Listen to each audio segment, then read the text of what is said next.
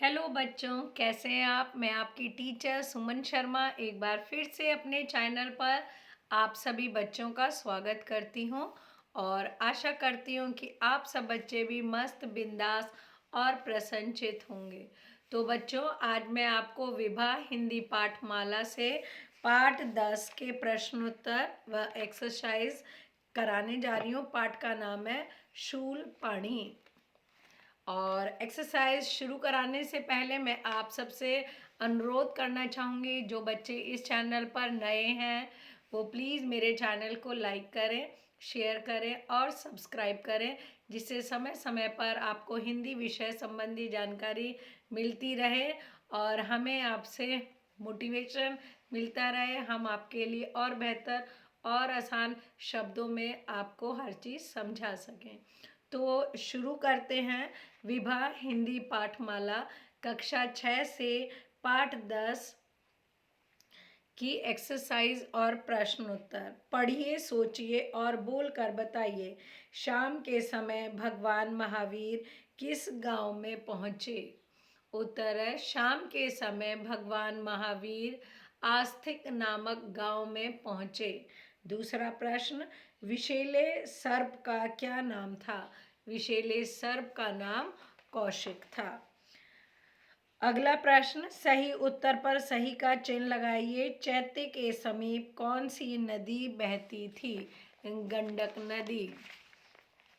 दूसरा प्रश्न, उपदेश के पश्चात गांव वालों ने महावीर स्वामी से कहाँ चलने का आग्रह किया? गांव में। ग प्रश्न, उपवन के बीचों बीच कौन सा वृक्ष था? पीपल का। चौथा, शूलपाणी अपने हाथ में कौन सा शस्त्र रखता था? कौन सा? शूल जैसा नुकीला। प्रश्न 2, निम्नलिखित प्रश्नों के उत्तर लिखिए।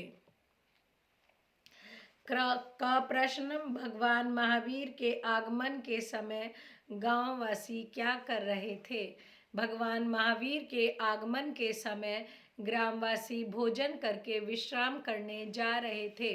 दूसरा प्रश्न, चैत्य के आसपास का वातावरण कैसा था? उत्तर, चैत्य स्वयं ही बहुत पुराना और सुंदर था। उसके समीप गंडक नदी बह रही थी। सामने रमणीक उपवन था। उसमें हर समय रंग बिरंगे फूल खिलते रहते थे। उपवन के बीचों बीच एक विशाल वृक्ष था। ग प्रश्न, गांव के मुखिया ने भगवान महावीर को क्या बताया? गांव के मुखिया ने भगवान महावीर को बताया कि इस चैत्य में एक नर पिशाच रहता है। वह बहुत ही निर्दयी है। जो भी रात को यहाँ ठहरता है या इधर से गुजरता है वह उसे मार डालता है। घ प्रश्न, भगवान महावीर पर आक्रमण करते समय शूलपाणी के साथ क्या हुआ? भगवान महावीर पर आक्रमण करते समय उसका स्वयं का पाला पोसा हुआ कौशिक सर्प ने उसे डस लिया। आखिरी प्रश्न ड, भगवान महावीर ने शूलपाणी के साथ कैसा व्यवहार किया? उत्तर है, भगवान महावीर ने जब शूलपाणी को तड़पते देखा तो उसे बहुत दुख हुआ। वे अंधेरे में जंगल की ओर गए और एक जड़ी बूटी खोज लाए। फिर उस जड़ी बूटी को घिसकर उसका उपचार किया। लोगों के मना करने पर भगवान महावीर ने कहा, शूलपाणी का स्वभाव लोगों को कष्ट देना है और मेरा स्वभाव है दूसरों की मदद करना। प्रश्न 3, सही उत्तर चुनकर रिक्त स्थान की पूर्ति कीजिए। शूलपाणी धड़ाम से भूमि पर गिर पड़ा। ख, तभी उन्हें भगवान महावीर के आगमन का समाचार मिला। ग, गांव वालों को उनका उपदेश बहुत अच्छा लगा।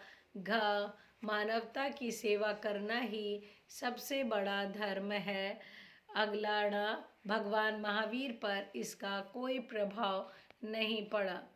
अगला है मूल्यपरक प्रश्न, पीड़ित गांव की सेवा सहायता करना मानव धर्म है। इस बात से आप कहाँ तक सहमत हैं और क्यों? दया, प्रेम, करुणा, सेवा, परोपकार यह मानव धर्म ही नहीं, मानवीय गुण भी है। जिस व्यक्ति में यह गुण नहीं है वह मानव नहीं। इन मानवीय गुणों का उपयोग मानव जरूरतमंदों के लिए करते हैं।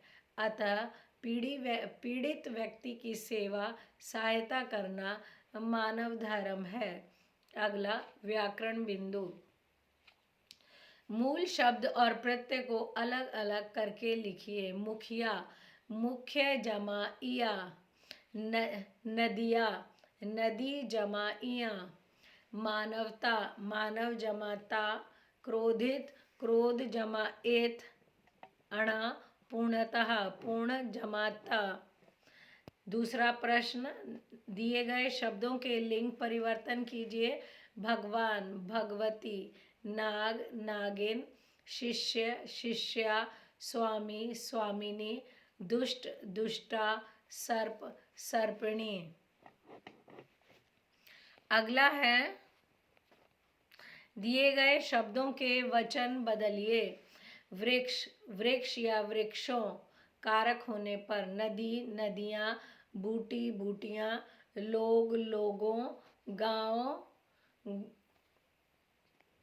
गाँवों, फूल, फूलों, सर्प, सर्पों, पापी, पापियों। निम्नलिखित वाक्यों में सर्वनाम शब्दों को रेखांकित कीजिए। तभी उन्हें भगवान महावीर के आगमन का समाचार मिला। ख, पूरा गांव उनके दर्शन के लिए उमड़ पड़ा। ग, उसके पास कौशिक नाम का एक विषैला सर्प था। घ, वह भगवान महावीर को गोलियां देने लगा। ण, जरा सोचो तुम क्या करने जा रहे हो।